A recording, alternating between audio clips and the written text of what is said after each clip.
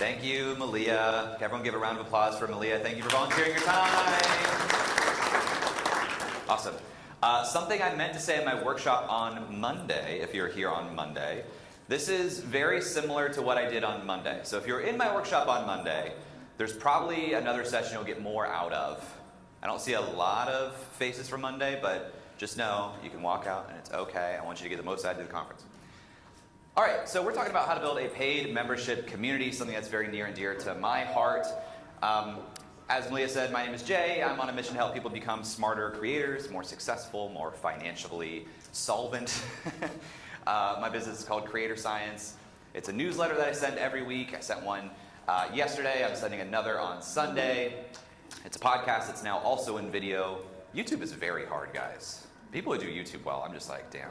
Good for you.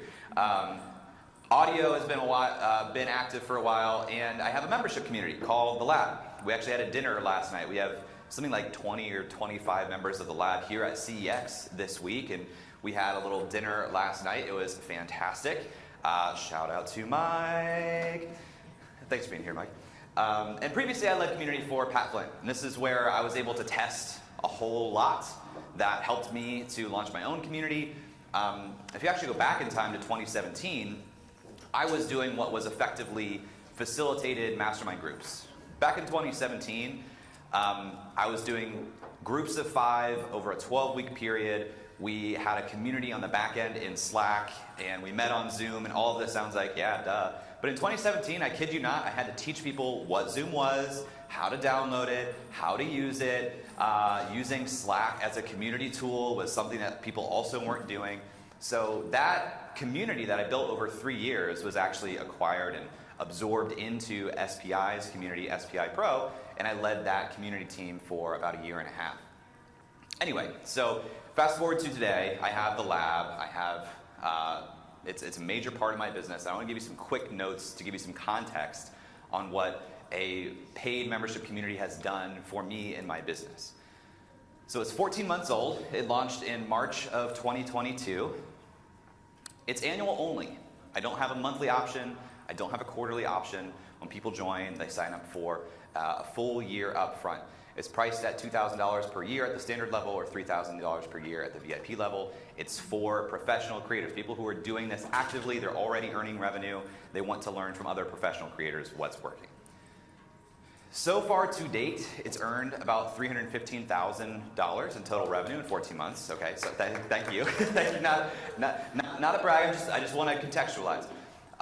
And so that breaks down to about $264,000 in annual recurring revenue, which is roughly $22,000 monthly recurring revenue, although it's not recurring on a monthly basis.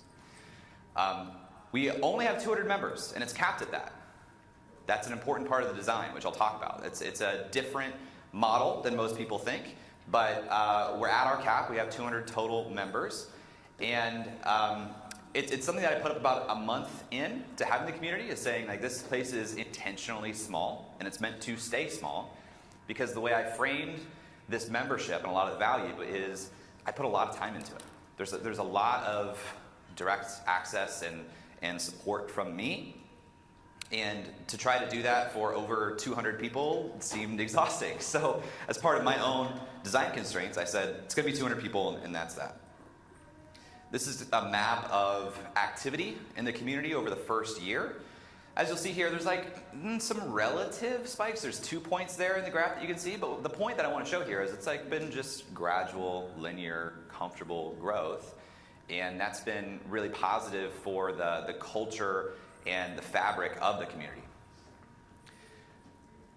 We're 14 months old, so there's only been 2 months of members having the opportunity to decide to renew or not renew. But so far, the results have been good, 93% retention.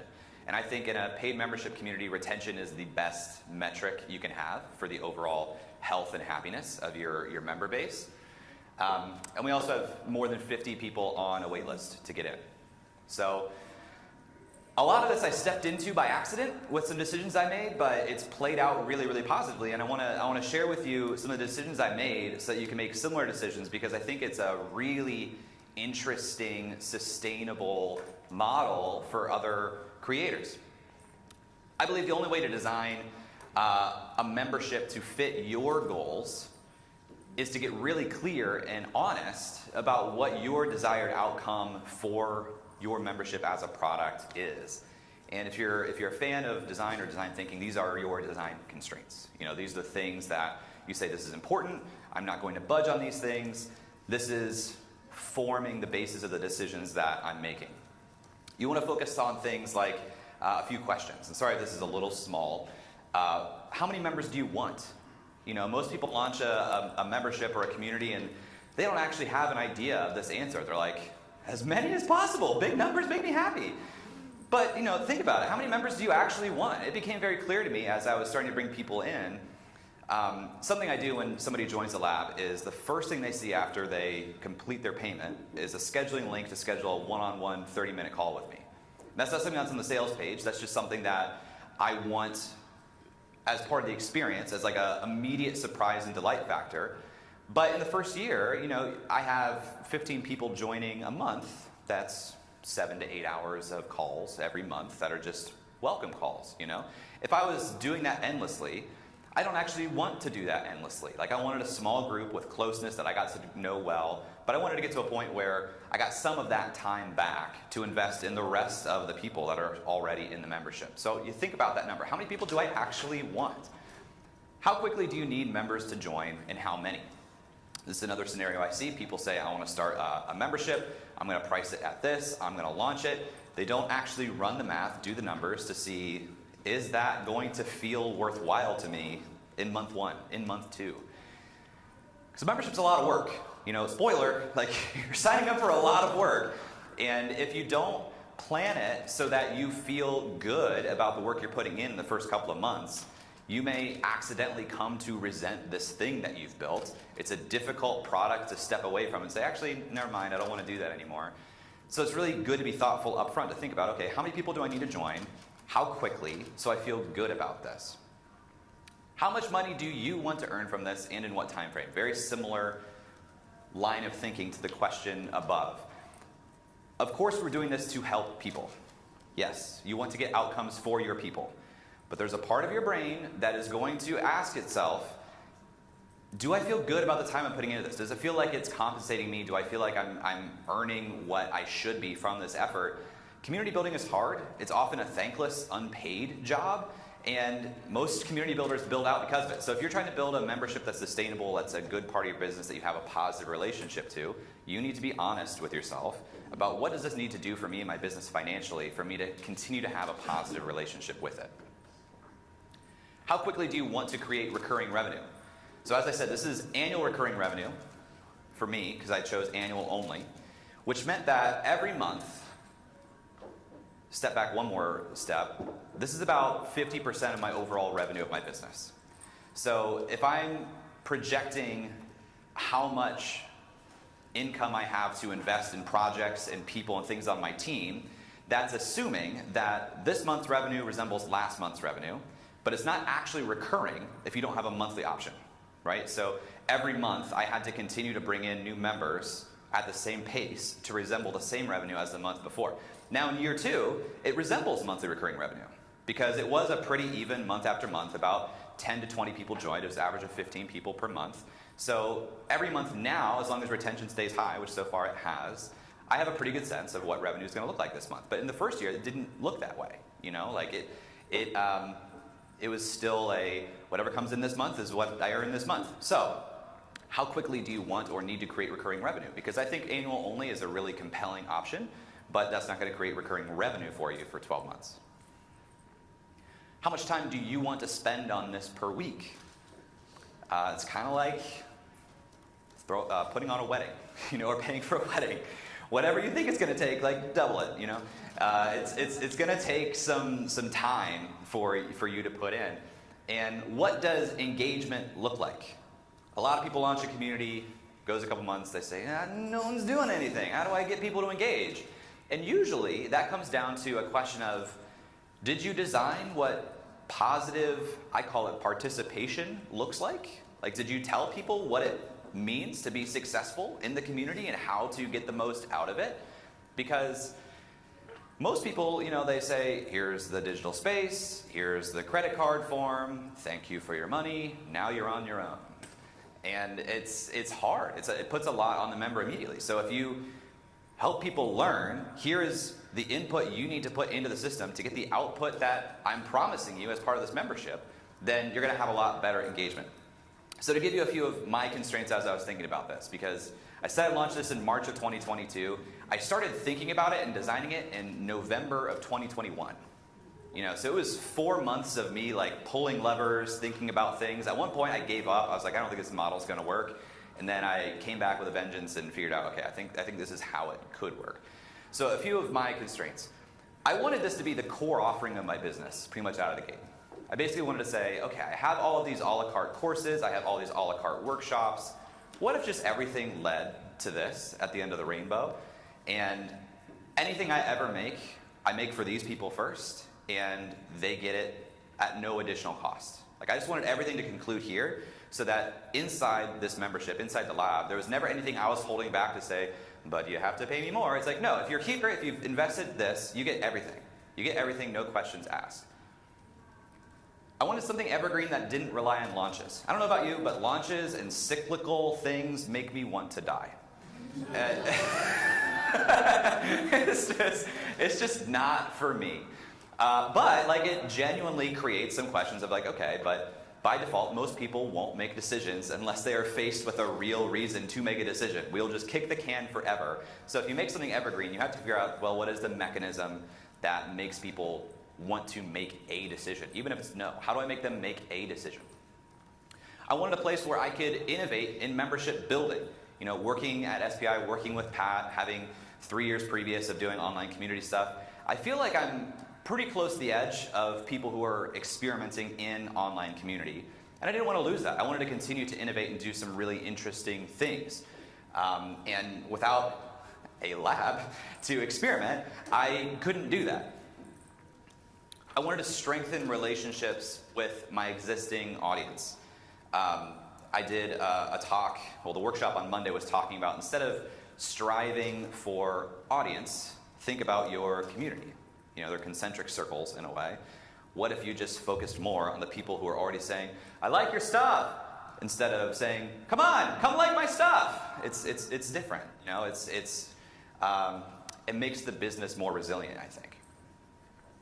I wanted to create aligned incentives for investing in the people who invest the most in me. Having a membership is a great way to allow the people who are following and appreciating your work to basically raise a hand and say, I like this a lot, and probably more than those people over there. Because you have finite time that you can invest into the people you're reaching with your work. You probably get or will get dozens of emails, direct messages a day saying, can you help me with this? It's overwhelming, and of course you want to help everyone, but you can't. So who are you going to go over and above with more than anyone else? I wanted to have a very clear-cut answer to that because I struggle with boundaries. I wanted a source of research and content ideas. You learn a lot from your core people when you give them a space to ask longer, more nuanced questions. And I wanted to financially incentivize myself to continue to spend a lot of time on it. I knew how much work it was to do a community. I knew how easy it is to get into a place where it's like, I don't think I want to grow this thing because growing this thing creates more work for me, and more work for me makes me sad. So how could I design it so that at every point in the process, even month 2, you launch this thing, you get an initial spike of new members, the people who are paying close attention, it's a big win. Month 2, oftentimes it feels like a real hangover of that, where it's like, oh, I kind of exhausted like the people that were closest to me.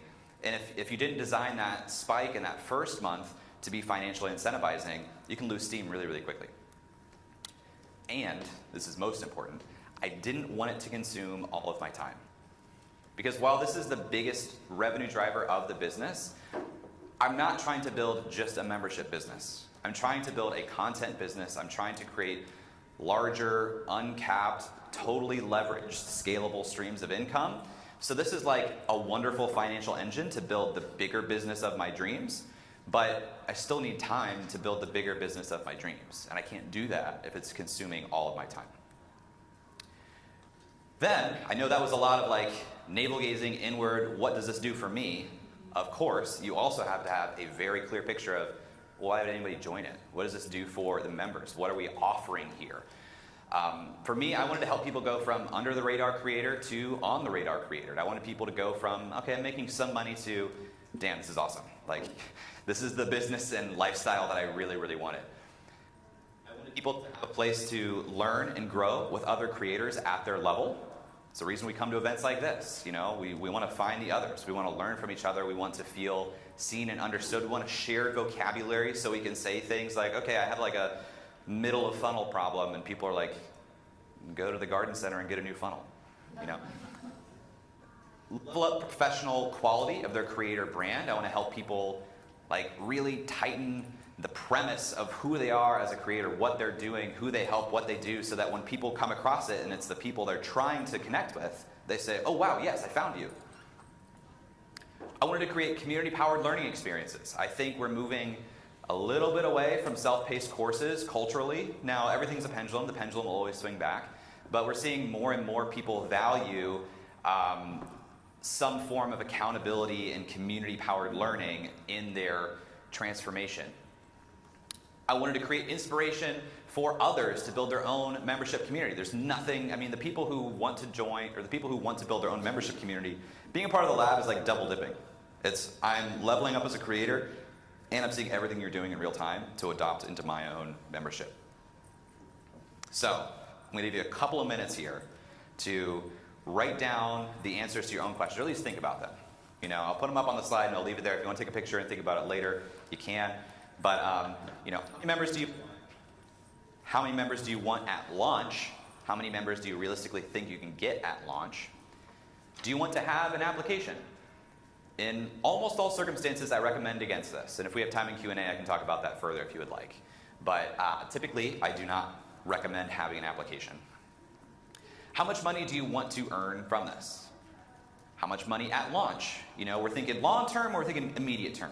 Because if we don't enjoy the immediate term, we might not sustain the long term. So you got to think about both. How many people do you want at launch? What does the first year look like? Do you want or need monthly recurring revenue? Can you put that off? How much time do you want to spend on this each day and each week? How will you spend the time you dedicate to the community? Like when you do put time into it, what does that look like for you? What type of activities are you doing? Is it just replying to posts and comments and DMs, or is it hosting live sessions? Is it planning curriculum and actually working people through a process in live sessions? And what type of interaction do you want to see between your members? Because again, if you don't define what engagement, participation needs to look like for people to be successful in your membership, you're not going to see it happen. It's hard for people to guess and figure out for themselves, how do I do this? So I'll leave that up here for a second. Take a picture of it. I'll probably keep going, so we'll leave this as a homework item. Okay. All right.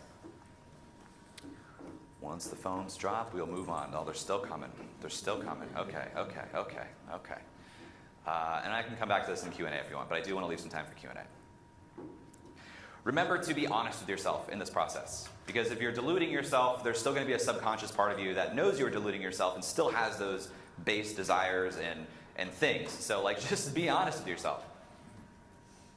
Let's talk about the purpose of your membership community, because this is where everything else comes from. And honestly, this is where most people fail. Most creators who launch a membership and fail think to themselves, I have audience, community tools exist, that looks like monthly recurring revenue, let me just smash them together. And that works to a small degree for a short period of time, but if you don't have a very clear purpose as to why people should join and what they're going to get out of it, it's going to fall apart very, very quickly. So, let me ask you a quick question. Why would somebody join this membership that you want to build? Not a rhetorical question. What is the promise that you're making that they're going to get out of this? Like, why would they join this? And let me tell you why this is so important. If you are this creator I just described who says, I have audience, community platform exists, let me throw them together and say, I have a community now. The people who are in your audience, they might have desire for thing A, they might have problem B, they might have problem C. There will be more people who have desire for thing A as well, but then there's also people who have problem D. And, you know, again, more people with A as well. If you have this membership, and you haven't answered the question, why would somebody join? You make this mistake where you say, I don't know why you would join, but it's here. And so all these people are like, well, I don't know why I would join either, but I assume it's going to help me with problem A, B, C, and D. And you end up with a membership of people who have several different expectations of what they're going to get out of this. If you don't define a purpose, then you are implicitly allowing people to assume all purposes. People will close the loop of what they should expect with their own assumptions because we hate open loops. And now your membership is being hired to fulfill a whole lot of different jobs for people, and you don't even know what those jobs are.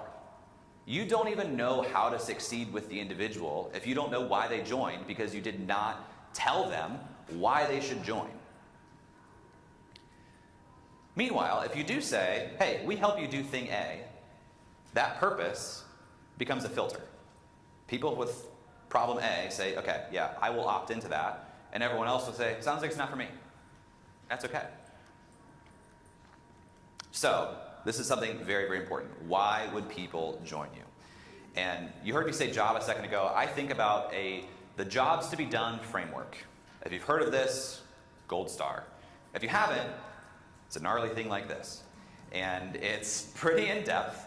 The TLDR is people hire you or buy your product to solve a specific job in their life. It might be a functional need. It might be an emotional need. It's solving something that they think, I have this problem, I have this desire, I need to solve it.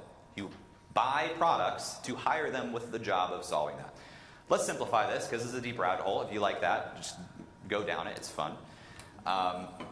I like this quote from the Harvard Business Review, which of course you can't read. Who could read that? Let me get close to it. This line that I highlighted here says, when we buy a product, we essentially hire it to help us do a job. If it does the job well, the next time we're confronted with the same job, we tend to hire that product again. So who is hiring your membership? What jobs are they hiring the membership to do for them? And you should know, there's no job security here. Like, when confronted with the same problem again, are they going to rehire your membership?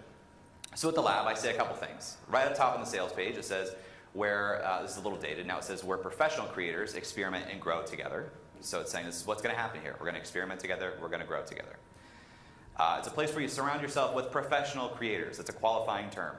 This is fulfilling an emotional need of connection to people who want to be around other professional creators. There's no job security. Members will constantly evaluate and decide whether they want to keep hiring your membership. And depending on how frequently you set up your recurring subscription, that may be harder than you think. You know, is it easier to convince somebody to make a purchase one time or 12 consecutive times? I would argue one time. And what happens when you have a monthly membership? Life happens. You know, through no fault of your own, something happens. Somebody has an unexpected expense. Somebody changes their priorities for a month and dips out of your community. They realize, oh, my membership's going to recur. For whatever reason, they want to scale back. The easiest thing to scale back on are subscriptions. And so they say, I'm going to cut this out. Meanwhile, that same member, if they had joined for a year up front, 3 months pass, it's amazing. Month 4, something happens in their life, they can't come back. Month 7, they come back, have the next 4 or 5 months of their year be amazing and join the community. They'll look back and say, was that yearly membership fee worth it? Yeah, it was. You know, they'll forget about that month where they're not involved. But if it's month to month, like, it's very easy for things outside of your control to trigger a cancellation. So I'll ask you again, why would somebody join your membership? You can use this framework to think about it. My membership is for this type of person who wants to accomplish this thing. It's a good way to think about it. The lab is for professional creators who want to experiment and grow together. Test your promise, test your premise with members of your audience, people who fit the typical outline of who you want in your membership, and see, do they understand it? Is there at least clarity? Do their eyes light up? Do they say, oh, I've been looking for something like that? Test it with people. Now I want to talk about pricing a little bit. because this is also one of the biggest issues I see with failing memberships is just unintentional pricing. People will look around and they'll say, okay, I'm going to do a membership, so should I design my own pricing or should I just look what other people are doing and copy that? And there's like a ton of people who are basically saying, our membership is $49 per month or $499 per year. I played a role in that because it's the pricing we had at SPI. And, it wasn't thought through or as thought through as it could have been. Because either you do this or you tend to price too low, in my opinion. Depends on your audience, of course. But some people will say, well, I want to have this. I'm afraid of charging really anything, so I'm going to make it $10 a month, $20 per month. There's no wrong price. There's no universal too low. There's too low for you. There's too low for your audience, too low for the promise that you're making. The wrong answer is something that does not fit your design constraints. Again, think about those design constraints. How much revenue does this need to generate for you to feel good about the time that's required for you to put in to fulfill the promise that you've made? If you don't have a price that's aligned with that, then it's not going to work out. Some variables to consider. Total number of members that you want. Again, if you think about this, then you can start to pull levers. If I want 300 members, what does that look like at this price point? Put it in a spreadsheet. How much to charge? How often to charge? Do I want to have multiple pricing tiers? I'll run through these a little bit quickly because I think we only have about 10 minutes left, right, Leah? So I'll run through this a little bit quickly and then I'll save a little bit of time for Q&A. In terms of how many total desired members, how many members do you actually want or expect? Think about how many you want at the end of year 1 and how many you expect at the end of month 3. Fairly arbitrary numbers, but I find these are good checkpoints where people either feel good or don't feel good. So think about it ahead of time. What's it going to look like at the end of month 3? What's it going to look like at the end of month 1? Helps you understand your annual earning potential and your near-term earning potential. Is this exciting? Does this meet expectations? How much to charge?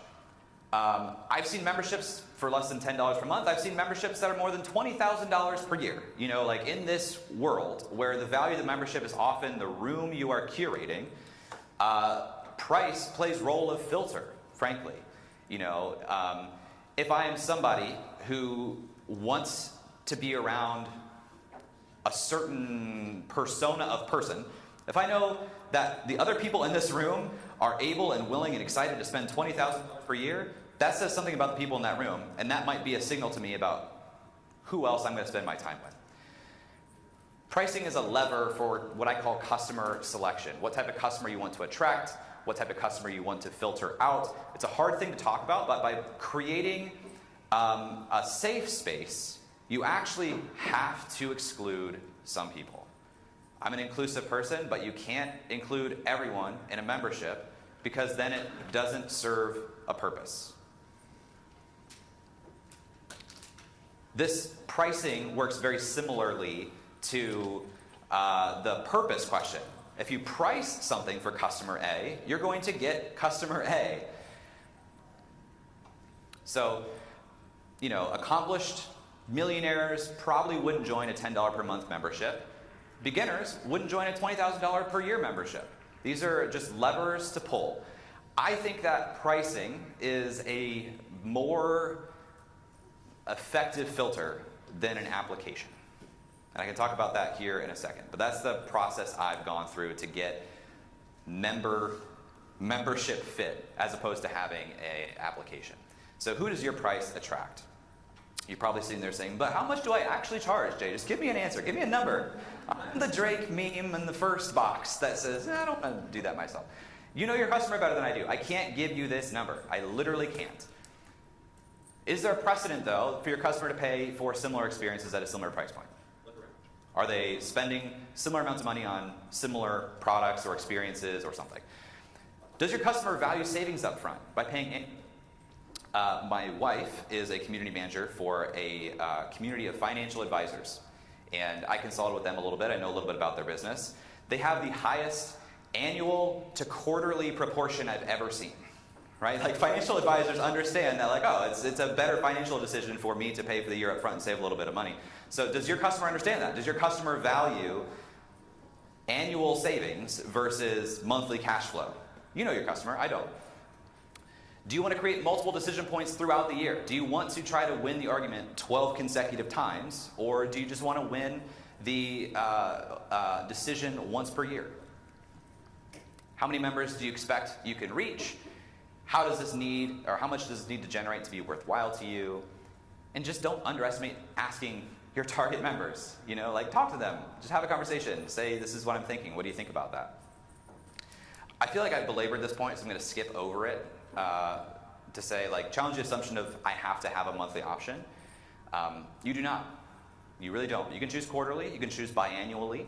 You don't need to have a monthly option. You can. Some people do it. They do it really effectively. But just challenge the assumption. Let's talk real quick about whether or not you should have multiple pricing tiers, because this is something I also feel strongly about. Having multiple pricing tiers, just having them, will increase your average order volume. If you have tier 1 and tier 2, some number of people, even if it's 1, will likely buy tier 2, which means the average order value of your membership is going to increase.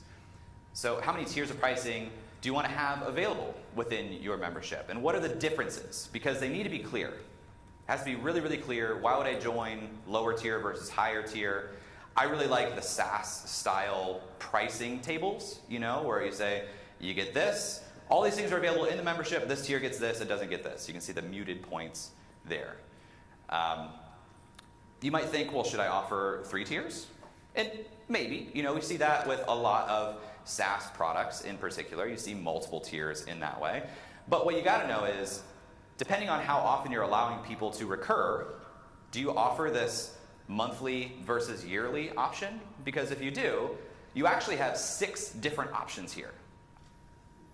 And that is challenging now. I'm faced with 6 different options versus 3 versus 4. You know, if you have 2 pricing tiers, monthly and yearly, that's 4. That's significantly less.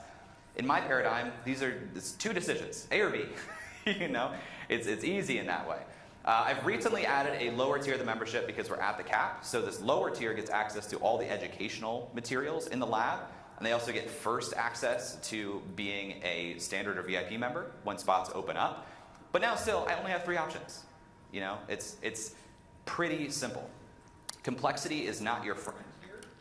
You can make a really simple calculator.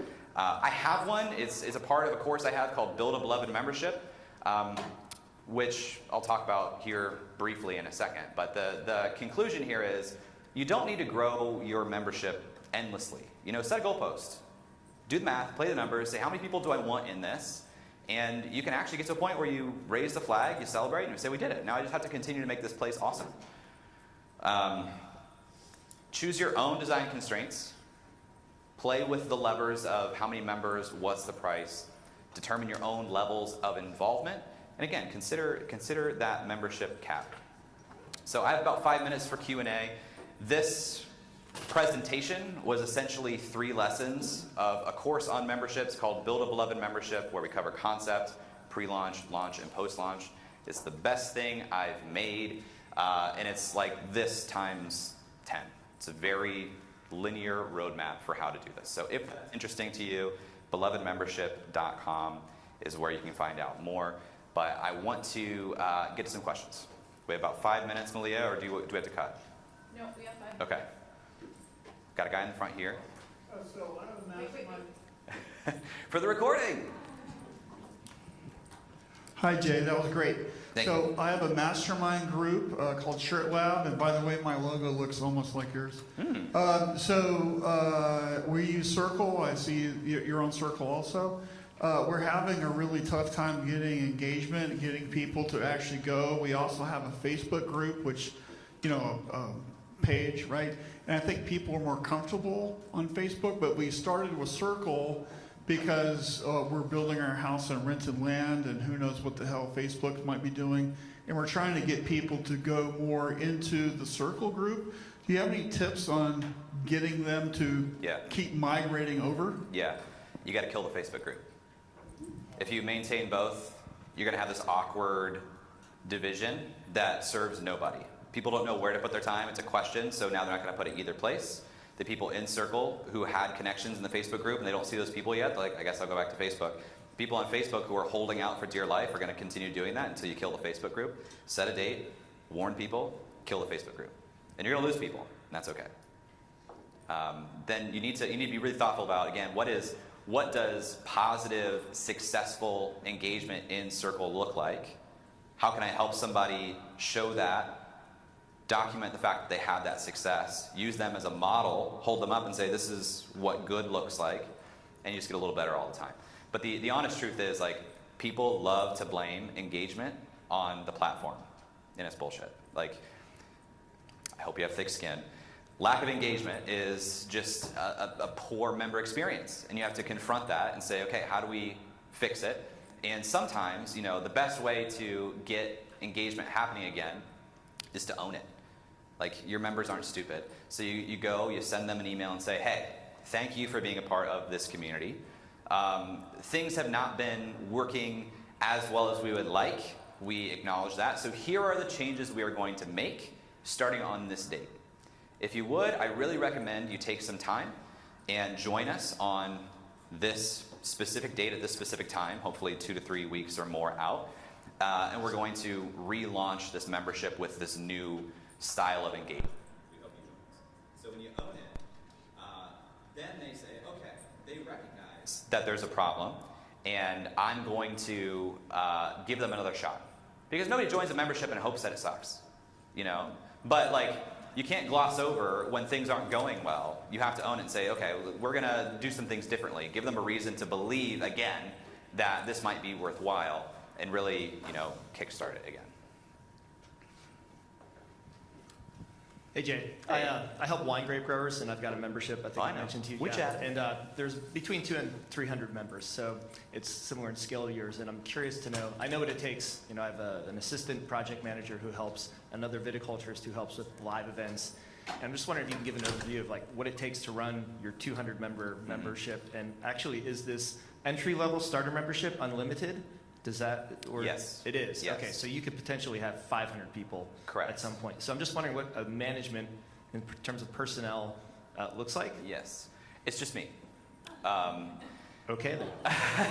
So how many hours a week is Which that? is why we have the cap. I joked with we had a dinner last night, and there was like 25 of us from the lab at dinner, and I said, dinner's on me tonight.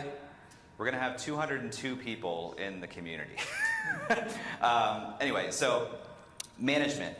It's just me. A lot of people when I talk about this, like, how many hours are you spending?